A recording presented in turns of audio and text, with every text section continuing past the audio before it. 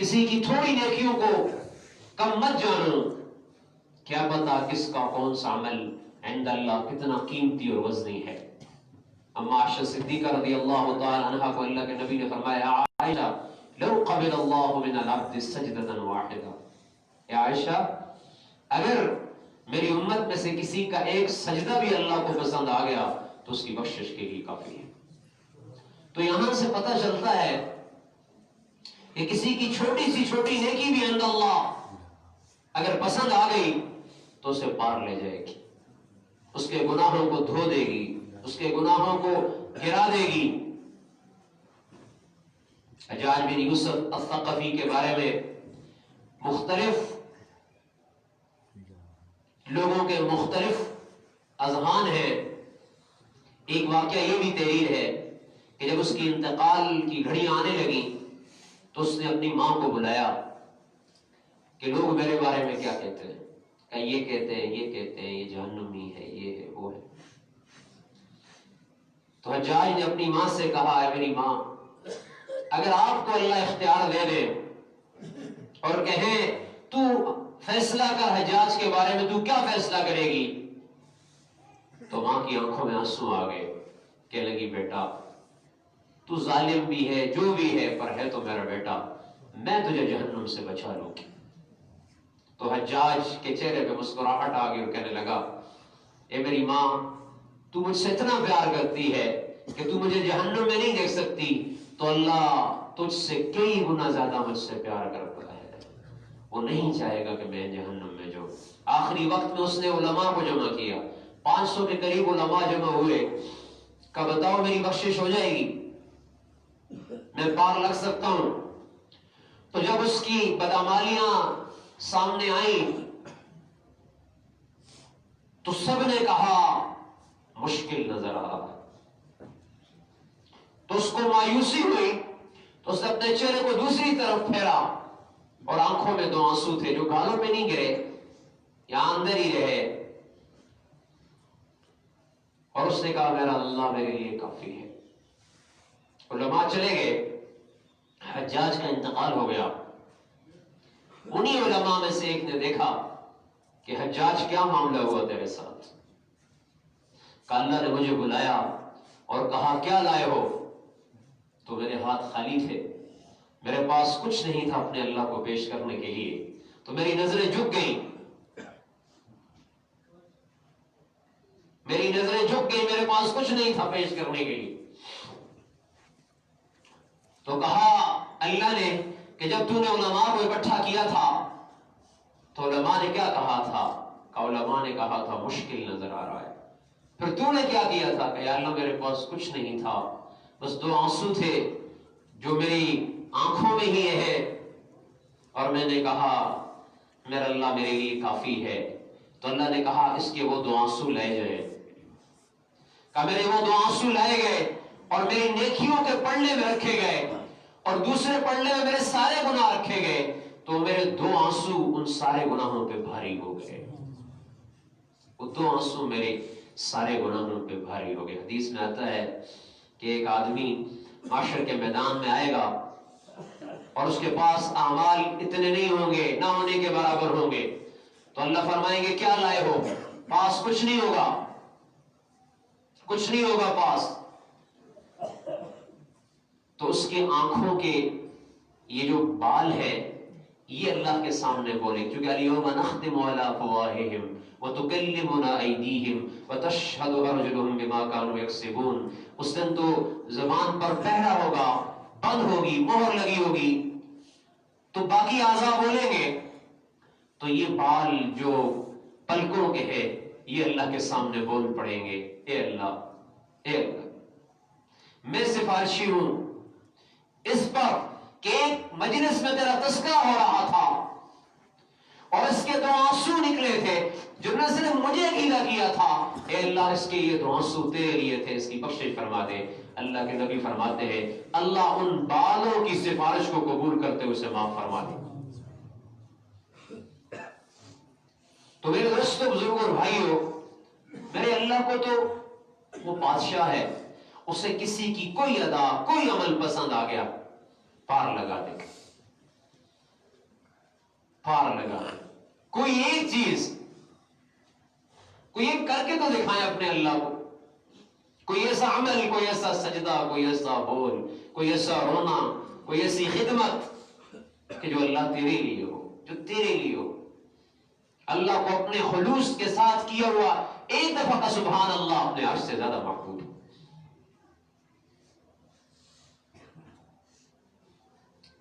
اس عورت کی طرح جب یوسف علیہ السلام کو مصر کے بازاروں میں بیچا جا رہا تھا اور قیمت لگ رہی تھی، تو گاؤں میں ایک بوڑھی اماں اٹی کے ساتھ کپڑا بنا کرتی تھی. تو اسے پتا چلا کہ آج یوسف علیہ السلام کو مصر کے بازاروں میں بیچا جا رہا ہے. تو اس نے وہ لکڑی کی اٹی اٹھائی اور نکل پڑی. ساتھ عورتوں نے پوچھا کہاں جا رہی ہو؟ کہ تمہیں پتہ نہیں ہے آج یوسف علیہ السلام کو مصر میں بیچا جا رہا ہے، میں خریدنے جا رہی ہوں. تو ان عورتوں نے ٹھٹھا کیا، مذاق کیا، ارے پگلی تیری اس اٹی سے کہاں یوسف خریدا جا سکتا ہے؟ اس کو خریدنے کے لیے بڑے بڑے عزیزان مصر آ رہے ہیں، تیری یہ 2 کوڑیوں کی اٹی سے یوسف نہیں خریدا جا سکتا.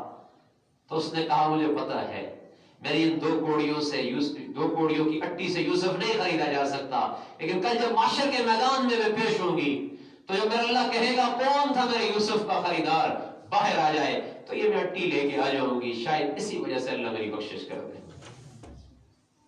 ہم صحابہ اہل بیت جیسے اعمال نہیں کر سکتے، لیکن ان کی طرح تھوڑا بہت تو کر سکتے. شاید اسی کو اللہ پار لگا دے، اسی کو اللہ پار لگا دے، اسی کو اللہ پار لگا دے. تو اس کا انتقال ہوا. وہی جو عورتیں مذاق کر رہی تھی انہوں نے خواب میں دیکھا کہ وہ بوڑھی عورت جنت الفردوس میں ہے اور ہواؤں میں گھوم رہی ہے. اس سے پوچھا کیسے پہنچی، یہاں تک کیسے آئی؟ کہ جب میں معاشر کے میدان میں پیش ہوئی، جب میں اللہ کے سامنے پیش ہوئی تو اللہ نے پوچھا کیا لے کر آئی ہو؟ تو میں نے کہا میرے پاس کچھ نہیں سوائے اس اٹی کے. تو اللہ نے اس اٹی کو میرے عمل نامے میں رکھا اور وہ بھاری ہو گیا اور اللہ نے کہا اس کو جنت الفردوس میں داخل کر دو. کوئی ایک عمل، کوئی ایک بول، کوئی ایک عمل اللہ کی رضا کے لیے. قل ان صلاتي ونسكي ومحياي ومماتي للہ. ہارون رشید کی بیوی ہے زبیدہ خاتون، بڑی نیک خاتون تھی. ہر وقت اس کے محل میں قرآن کی تلاوت ہوا کرتی تھی اور وہ سنا کرتی تھی. انتقال ہوا اور نہر زبیدہ جو اس وقت اب بھی اس کے آثار موجود ہیں، مکہ کے حج کے سفر میں آپ جائیں تو وہاں آپ کو نہر زبیدہ ملے گی، لیکن اب تو وہ فنکشنل نہیں ہے. لیکن ایک دور میں بڑا قحط تھا وہاں پر پانی کا. جب یہ حج پہ آئیں تو پتہ چلا پانی کا بڑا مسئلہ ہے. تو اس نے نہر زبیدہ کھدوائی، بڑی مشہور ہوئی، اور وہ اس پر انجینئروں سے کہا جتنا خرچہ آتا ہے کر دو، اگر ایک کدال پر 1 درہم لگتا ہے تو لگا دو. تو جب وہ مکمل ہوا تو انجینئر نے وہ کاغذ حساب کا لا کر زبیدہ خاتون کو دیا. تو اس نے بغیر پڑھے پانی میں بہا دیا، یا اللہ اس کا حساب میں تجھ سے لوں گی، میں ان سے حساب نہیں لیتی. تو سب کچھ ادا کر دیا. تو اس نے خواب میں دیکھا کہ لگی تو نیک تھی، تو نے نہر زبیدہ کھدوائی، امت پہ بڑا احسان کیا، تو نے یہ کام کیا وہ کام کیا. تو کہنے لگی جب نہر زبیدہ کی باری آئی تو اللہ نے کہا یہ تو نے بیت المال سے کیا ہے، اپنا کوئی عمل لا جو تو نے میرے لیے کیا ہے. تو میری نظریں جھک گئی، میرے پاس کچھ نہ تھا. تو اللہ نے کہا تیری ایک نیکی میرے پاس محفوظ ہے. یاد ہے ایک دن تو بادشاہ کے ساتھ دربار میں بیٹھی کھانا کھا رہی تھی، تو نے نوالہ اٹھایا اور مسجد سے اللہ اکبر کی صدا بلند ہوئی. تو نے نوالہ نیچے رکھا، تیرے سر کا پلو سرکا ہوا تھا، تو نے وہ دوپٹہ ٹھیک کیا، اپنے بالوں کو ڈھانپا، پھر تو نے نوالہ اٹھا کے منہ میں ڈالا. زبیدہ وہ عمل تو نے میری محبت میں کیا تھا، میرے نام کی عظمت کے لیے کیا تھا، میں نے اسی وقت لکھ دیا تھا. لکھ دو زبیدہ کے اس عمل پر اسے بغیر حساب کتاب جنت میں داخل کر دیا گیا. کیوں؟ چھوٹے سے چھوٹے عمل کو مت چھوڑو. وقت ہمارے پاس بڑا محدود سا ہے اور ان قریب ہمارے سامنے اللہ کے سامنے ہم نے پیش ہونا ہے. ہمیں اس امت میں آنا ایک بہت بڑا اللہ کا ہمارے اوپر انعام ہے، ہم اس کو کیش کر جائیں. کیش کر جائیں.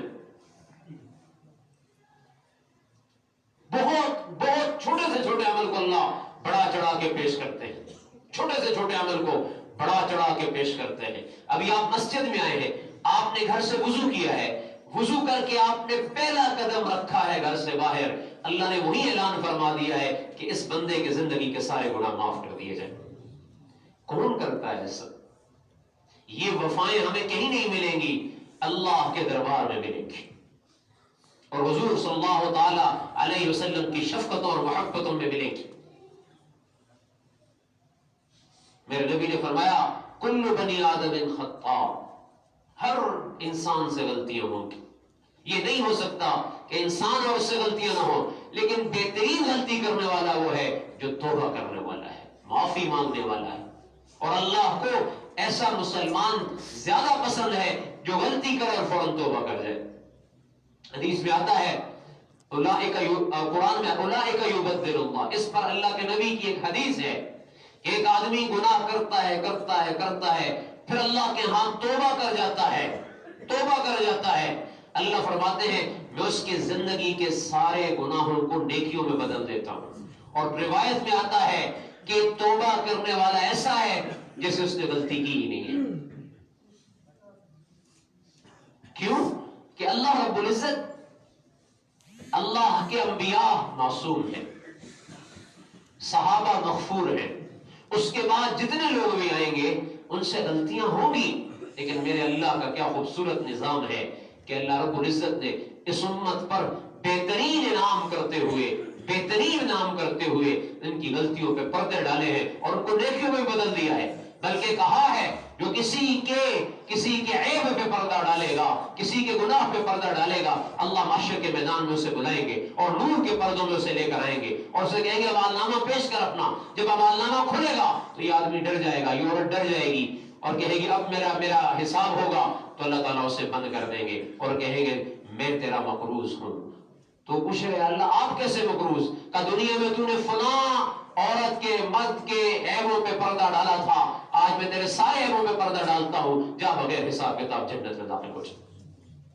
ہمارے معاشرے کے اندر کتنی آسانیاں میرے رب نے کی ہیں. اللہ چاہتا ہے کہ میں اور آپ کامیاب ہو جائیں, میں اور آپ پار لگ جائیں, میں اور آپ بخشے جائیں, میں اور آپ پار لگ جائیں. اور تمام دین کا خلاصہ اگر آپ دیکھیں, تمام دین کا خلاصہ اللہ کی اطاعت اور اللہ کی مخلوق سے محبت ہے. اٹھا کر دیکھ لیں سارے احادیث کے نسخے, اٹھا کر دیکھ لیں ساری تاریخ کی کتب, آپ کو یہی آ کر بات ملے گی کہ مخلوق سے محبت کیے بغیر آپ اللہ کو نہیں پا سکتے. مخلوق سے پیار, انسانوں سے پیار, یہاں تو جانوروں پر رحم کرنے پر اللہ بخش رہا ہے. نافرمان عورت جس کی ایک بھی نیکی نہیں ہے, اس نے کتے کے بچے کو جو بلک رہا تھا پیاس سے اسے پانی پلایا, تو اللہ نے کیا اعلان فرمایا, اس کے سارے گناہ معاف کر دو, اسے بغیر حساب کتاب جنت میں داخل کر دو. اور ایک نیک عورت جو ساری رات عبادت کرتی تھی, اس کا دودھ پی لیتی تھی, بلی کا بچہ دودھ پی لیا کرتا تھا. تو ایک دن اسے غصہ آیا, اس نے اس کو قید میں رکھا, وہ بھوکا پیاسا رہا, وہی بلی کا بچہ مر گیا. تو اللہ رب العزت نے کہا کہ میری اس نیک بندی جس نے ساری زندگی عبادت کی ہے, اس ایک عمل پر میں اس کی ساری نیکیوں کو ختم کرتا ہوں, اس کو جہنم میں ڈال دیا جائے. درد دل کے واسطے پیدا کیا ہے انسان کو. آپ سے کسی کا دل نہ دکھے, کسی کا دل نہ ٹوٹے. خدا کی قسم, مخلوق کو راضی کرنا اللہ کی بڑی عبادتوں میں سے. تمام صوفیہ خانقائی نظام کی بنیاد محبت اور پیار ہے. مخلوق سے پیار کرو, لوگوں سے پیار کرو, کسی سے نفرت نہ کرو, کسی سے نفرت نہ کرو. جب حضور صلی اللہ علیہ وسلم معراج پر گئے, واپس آئے, کچھ عرصے کے بعد حضور صلی اللہ علیہ وسلم بڑے خوش تھے. تو اما عائشہ صدیقہ رضی اللہ تعالی عنہ سے کہا, عائشہ آج میں بہت خوش ہوں, جو مانگنا ہے مانگو. تو اما عائشہ صدیقہ بھی حضور صلی اللہ علیہ وسلم کی محبوب اہلیہ اور ابوبکر صدیق رضی اللہ عنہ کی بیٹی تھی, کہنے لگی مجھے اجازت دے میں اپنے والد سے مشورہ کر لوں. کہاں اجازت ہے؟ وہ اپنے والد کے پاس گئی کہ آج اللہ کے نبی بہت خوش ہے اور آپ نے کہا ہے مانگو کیا مانگتی ہو، پوچھو کیا پوچھتی ہو، تو میں کیا مانگوں کیا پوچھوں؟ تو حضرت بکر صدیق رضی اللہ تعالیٰ نے فرمایا کہ عائشہ جا کے حضور سے پوچھنا، لیکن پہلے وعدہ کرنا جو آپ کو بتائیں گے وہ مجھے بھی بتانا۔ کہ جا کے پوچھنا کہ جب آپ معراج پہ گئے تھے اور اللہ سے راز و نیاز کی باتیں ہوئی تھی ان میں سے کوئی ایک بات بتا دیں۔ اماں واپس آئیں اور حضور سے ذکر کیا، کہا آپ جب معراج پر گئے تھے اور آپ کی اور اللہ کی راز و نیاز کی باتیں ہوئی تھی ان میں سے کوئی ایک بات مجھے بتا دیں۔ تو حضور مسکرائے اور کہنے لگے کہ عائشہ راز کی بات بھی کہتی اور پوچھتی بھی ہو، میں وعدہ کر چکا ہوں، چلو ایک بات بتاتا ہوں، میرے اللہ نے فرمایا کہ محمد صلی اللہ تعالی علیہ وسلم جو آپ کی امت میں سے کسی ٹوٹے ہوئے دل کو جوڑے گا نا میں اس کو بغیر حساب کتاب جنت میں داخل کر دوں گا۔ ٹوٹے ہوئے دل کو، کسی کا دل ٹوٹ گیا، ٹوٹا ہوا ہے، اس کا دل بہلانے کے لیے، کوئی صدمے میں ہے اسے خوش کر دیا، کوئی پریشان حال ہے اس کی مدد کر دی، کوئی غم میں ڈوبا ہوا ہے اس کے غم کو ہلکا کر دیا، یہ وہ عمل ہے جس پر اللہ بغیر حساب کتاب جنت میں داخل کرتے ہیں۔ جب آ کر ابو بکر صدیق رضی اللہ عنہ کو یہ بات بتائی تو ان کی آنکھوں میں آنسو آ گئے کہ عائشہ ایک طرف تو یہ کتنی بڑی بات ہے، کسی کے ٹوٹے ہوئے دل کو جوڑنے والا بغیر حساب کتاب جنت میں داخل ہو جاتا ہے، اور جو کسی کے دل کو توڑے گا وہ کہاں سے کہاں پہنچے گا۔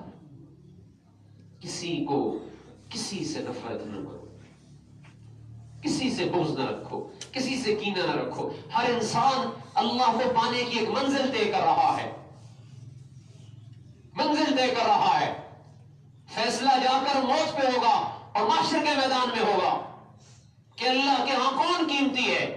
سوف ترى اذا انكشف الغبار افرس تحت رجلك ام حمار، یہ موت پہ جا کے پتہ چلے گا۔ دنیا میں رہتے ہوئے کسی کا کوئی ایک عمل اللہ کے ہاں پسند آ گیا۔ ذوالکفل وہ شخص تھا جو ساری زندگی اس نے ایک بھی نیکی نہ کی، ساری زندگی گناہوں میں لت پت رہا، ہر روز شراب اور نافرمانی اور عورتیں اور کن کن غلاستوں میں ڈوبا رہا۔ پورے لوگوں کو پتا تھا کہ یہ بڑا گنہگار ہے، کوئی اس سے ملتا ہی نہیں تھا۔ ایک رات ایسی آئی کہ یہ اسی طرح اپنی رات کو ان نافرمانی میں گزارنے کے لیے گیا، گھر پہ بلایا، وہ عورت آئی، کہنے لگی میں ایسی عورت نہیں ہوں، میں مجبوری کے طور پہ آئی ہوں، میرے گھر کے یہ حالات۔ تو اس کی آنکھوں میں آنسو آ گئے، کہنے لگا تمہیں اللہ کا واسطہ مجھے، اللہ کا واسطہ مجھے، اللہ کا واسطہ مجھے معاف کر۔ اس نے وہ ساری جو پیسے تھے اسے ادا کی، اس نے کہا بہن تو چلی جا، تو چلی جا، تو یہاں سے چلی جا، اور رونے لگا۔ اسی رات اس کا انتقال ہو گیا۔ اب اس عمل کا لوگوں کو نہیں پتا، اگر لوگوں کو پتا ہوتا تو ایک آدمی بھی اس کے جنازے میں نہ جاتا۔ یہ انتقال کر گیا، اللہ نے جبریل کو بھیجا، جا کے اس کے دروازے پہ لکھ دو لقد غفر اللہ ذی الکفل، کہ اللہ تعالیٰ نے کفل کے سارے گناہ معاف کر دیے، اور جو اس کے جنازے میں شریک ہوگا اس کی بخشش ہو جائے گی۔ وہ اتنی محبت اور پیار کرنے والا اللہ ہے۔ میرے دوستوں، بزرگوں اور بھائیوں، میرے محترم ساتھیوں، کسی کے بارے میں اپنی رائے مت قائم کیا کریں کہ یہ ایسا ہے، یہ ویسا ہے، پتہ نہیں کب کون کس کی کون سی ادا اللہ کو پسند آ جائے۔ اس نے بخشش کے دروازے اس امت کے لیے قدم قدم پہ کھولے ہوئے ہیں۔ دیکھو نا، جو 60 سال سے اوپر چلا جاتا ہے، 70 سال میں پہنچ جاتا ہے، اللہ فرماتا ہے اس کے سارے گناہ معاف کر دو۔ سفید ریش داڑھی والوں سے اللہ کو حیا آتی ہے، حیا آتی ہے۔ فرزدق ایک شاعر گزرا ہے، جب اس کا انتقال ہوا، حسن بصری رحمۃ اللہ علیہ، پہلے ان کی بیوی کا انتقال ہوا، حسن بصری رحمۃ اللہ علیہ جنازہ پڑھانے کے لیے آئے، تو لوگوں نے کہا اس جنازے میں اس وقت کا سب سے نیک آدمی موجود ہے اور سب سے برا آدمی موجود ہے۔ تو حسن بصری رحمۃ اللہ علیہ نے اس سے پوچھا، حامد بھائی بتا، گانے والا تھا اس وقت، گاتا تھا وہ، لوگ کیا کہتے ہیں؟ کہ جی حضرت لوگ کہتے ہیں اس مجلس میں ایک نیک بھی ایک برا بھی، ایک سب سے نیک ایک سب سے برا ہے۔ کہ کس کے بارے میں کہہ رہے ہیں؟ کہ سب سے نیک آپ ہیں اور سب سے برا میں ہوں، مجھے پتہ۔ تو بیوی کے جنازے کی طرف اشارہ کر کے کہا کہ اس دن کی تیاری کیا کی ہے تو نے؟ تو رونے لگا کہ میرے پاس کچھ نہیں، صرف بڑھاپا ہے، داڑھی کے بال سفید ہو چکے ہیں، اور میں لا الہ الا اللہ محمد رسول اللہ کا اقراری ہوں، اور میرے پاس نیکیاں نہیں ہیں، یہ داڑھی کے بال سفید ہو رہے ہیں، بس یہی ہے میرے پاس۔ 1 سال کے بعد اس کا انتقال ہو گیا۔ حسن بصری رحمۃ اللہ علیہ نے جنازہ پڑھایا، رات کو خواب میں دیکھا کہ فرزدق کیا ہوا؟ کہ اللہ نے سامنے لایا اور کہا کیا لائے ہو؟ تو میرے پاس کچھ نہیں تھا، میری نظریں جھک گئی۔ تو اللہ نے کہا یاد ہے تو نے کیا کہا تھا حسن کو اپنی بیوی کے جنازے پر؟ کہ میں نے یہ کہا تھا میرے پاس کچھ نہیں، صرف داڑھی کے بال سفید ہو چکے ہیں اور میرے پاس عبادتیں نہیں ہیں۔ تو اللہ نے فرمایا ان اللہ یستحی ان یعذب عبدا، اللہ نے فرمایا مجھے حیا آتی ہے کہ میں ایسے آدمی کو عذاب دوں جس کے داڑھی کے بال سفید ہو چکے ہیں۔ تیری داڑھی کے بالوں کو اور اس کی لاج رکھنے کو میں سامنے رکھتے ہوئے تیرے گناہوں کو معاف کرتا ہوں، جا جنت میں داخل ہو جائے۔ میرے دوستو بھائیو، ہم سب اسی منزل کی طرف رواں دواں ہیں، ہمارا ہر قدم جا رہا ہے اسی طرف۔ اسی مجلس میں حاجی صادق خان صاحب رحمۃ اللہ علیہ یہاں سامنے بیٹھا کرتے تھے، آج وہ ہم میں نہیں ہے، وہ اللہ کی ملاقات کے لیے پہنچ چکے۔ ان کی نیکیاں ہے، مسجد کی تکمیل جہاں باقی ساتھیوں کا حصہ ہے وہاں ان کا بھی بڑا حصہ ہے، آج وہ ہم میں نہیں ہے، لیکن ایک اپنے لیے پودا لگا گئے، جب تک یہاں نمازیں ہوں گی جہاں باقی ساتھیوں کے حصے میں ان کا اجر جائے گا، صادق رحمۃ اللہ علیہ کے حصے میں بھی یہ مسجد کی عبادت کا حصہ جائے گا۔ یہ پودے ہیں، چھوٹے چھوٹے پودے جو لگا کر آپ جاؤ گے، آپ قبر میں ہوگے، آپ کے لیے راحتیں پہنچتی چلی جائیں گی، پہنچتی چلی جائیں گی، پہنچتی چلی جائیں گی، چاہے وہ اولاد کی شکل میں ہو، چاہے وہ مخلوق کی خدمت کی شکل میں ہو۔ آخری بات کر کے بات کو ختم کرتا ہوں دوستو، بزرگوں اور بھائیوں، اولاد کی شکل میں ہے، خدا کی قسم رحمت ہی رحمت ہے، اور مخلوق کی خدمت میں ہے، وہ بھی رحمت ہی رحمت ہے۔ اولاد کی شکل میں معترف ابن شقی رحمت اللہ علیہ بہت بڑے اللہ کے ولی ہیں، فوت ہوئے۔ انہوں نے اپنے سارے قصص کو محفوظ کیا۔ فرماتے ہیں معترف ابن شقی رحمت اللہ علیہ اپنے موت سے چند دن پہلے اس قصے کو ذکر کرتے ہیں کہ میں نے خواب دیکھا کہ قبرستان پھٹا، اس میں سے کچھ مردے نکلے اور چننے لگے۔ کہ میں نے ایک داڑھی والے بابا جی کو دیکھا ہوئے درخت کے ساتھ وہ ٹیک لگا کے بیٹھے ہوئے، میں ان کے پاس چلا گیا، کہ یہ کیا ماجرا ہے؟ کہنے لگے ہم سارے کے سارے مسلمان ہیں، مر چکے ہیں اور اپنی قبروں سے نکلے، ہمارے لیے کسی نے کوئی پڑھ کے بھیجا ہے، کوئی عمل کیا ہے، وہ نیچے لے کر جاتے ہیں تاکہ درجات میں بلندی ہو۔ اچھا آپ کیوں نہیں چن رہے؟ کہنے لگے میرا حساب تھوک کا ہے، مجھے تھوک کا ملتا ہے، مجھے یہ چننے کی ضرورت نہیں پڑتی۔ کہ وہ کیسے؟ کہ میرا بیٹا ایک حافظ قرآن ہے، وہ روزانہ مجھے ایک قرآن پڑھ کے بخش دیتا ہے، مجھے یہ چننے کی ضرورت نہیں پڑتی۔ کہ کہاں ہے آپ کا بیٹا؟ کہا فلاں بازار میں حلوائی کی دکان کرتا ہے، فجر کی نماز پڑھائی، سیدھا گئے اس بازار میں تو کیا دیکھتے ہیں خوبصورت نوجوان، ساتھ ساتھ ہونٹ بھی ہلا رہا، ساتھ ساتھ مٹھائی بھی بیچ رہا۔ سلام کیا، وعلیکم السلام، کا بیٹا کیا پڑھ رہے ہو؟ کہ قرآن پڑھ رہا ہوں۔ کہ کس لیے؟ کہ میرے والد نے میرے اوپر رحم کیا، محبت کی، مجھے حافظ قرآن بنایا، روزی کا انتظام کیا، میں صبح گھر سے نکلتا ہوں الحمد سے قرآن شروع کرتا ہوں، شام کو والناس پہ سارا قرآن پڑھ کے اپنے والد کو ہدیہ کر دیتا ہوں۔ 1 سال گزرا، وہی جو دوبارہ معترف ابن شقی رحمۃ اللہ دیکھتے ہیں، میں نے خواب دیکھا کہ وہ جو بابا جی ٹیک لگا کر بیٹھتے وہ بھی دونوں ہاتھوں سے چن رہے ہیں۔ تو میں بڑا پریشان ہوا، میں نے بات کرنا چاہیے، انہوں نے بات نہ کی۔ فجر کی نماز پڑھا کے دوبارہ گیا اس بازار میں تو کیا دیکھتا ہوں کہ وہ دکان بند ہے، تالا لگا ہوا ہے۔ پڑوسی سے پوچھا کہ یہاں حافظ جی ہوا کرتے تھے، کہاں ہیں؟ کہا جی کل ہی ان کا انتقال ہو چکا ہے۔ وہ پیچھے سے سلسلہ بند ہو گیا اور باپ بھی چننے پہ مجبور ہو گئے۔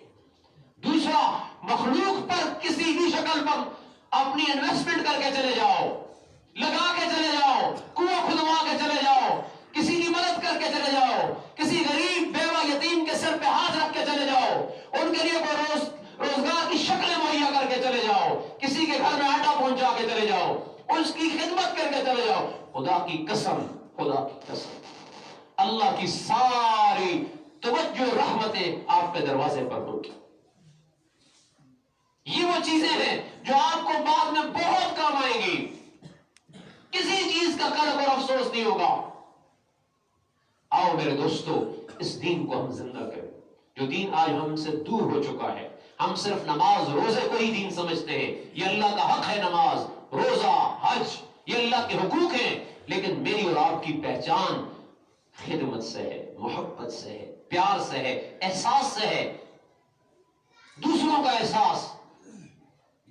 کوئی بھی آپ کے اس علاقے میں ایسا گھر نہ ہو جہاں چولہا نہ جلتا ہو، جہاں روٹی نہ پک رہی ہو، جہاں بھوکا کوئی نہ سو رہا ہو، جہاں کوئی یتیم بیوہ مستحق ایسے نہ ہو جن کے پاس سردی ہے اور ان کے پاس کمبل نہیں ہے. خدا کی قسم یہ ہمارے موٹے موٹے کوٹ اور موٹی موٹی رضائیاں ہماری آگ کی بنے گی معاشر کے میدان میں اگر ہمارا کوئی پڑوسی بھلک رہا ہو اور سردی سے ٹھٹر رہا ہو. ہمیں تو ایسا معاشرہ اللہ نے عطا کیا ہے کہ ہم اوروں کے غم کو، اوروں کے درد کو اپنا درد سمجھے، کوئی پریشان حال نہ ہو. کتنے سفید پوش گھر ایسے ہیں، خدا کی قسم اٹھا کے کہتا ہوں، جو مانگنے پہ مجبور ہو چکے. کیوں؟ حالات ایسے ہیں. ایسے میں تو ہم نے آگے بڑھ کے مدد کرنی تھی مہاجرین اور انصار کی طرح، لیکن ہم اپنے گھر کو خوبصورت بنانے میں لگے ہوئے ہیں، اپنی اولادوں پہ خرچ کرنے پہ تیار ہے، لیکن پڑوسی کسی بچے پر خرچ کرنے کے لیے تیار نہیں، کسی مستحق، کسی مجبور لاچار کی مدد کرنے کے لیے تیار نہیں. کوئی قرضوں کے بوجھ تلے دبا ہوا ہے، ہم اس کے لیے تیار نہیں، اس کے قرضے اتارنے کے لیے تیار نہیں، اسے قرضہ دینے کے لیے تیار نہیں. بات آگے نکل گئی ہے، سوئی آگے نکل گئی ہے. آخری حدیث سناتا ہوں. معاشر کے میدان میں اللہ کے نبی نے فرمایا ایک آدمی پیش ہوگا، اللہ کہیں گے اس کے نیک اعمال دیکھو، کوئی نظر نہیں آئیں گے، کوئی نظر نہیں آئیں گے. یعنی بنی اسرائیل کے آدمیوں میں سے ہے اور اللہ اس امت پر کتنی شفقتیں کرتا ہے.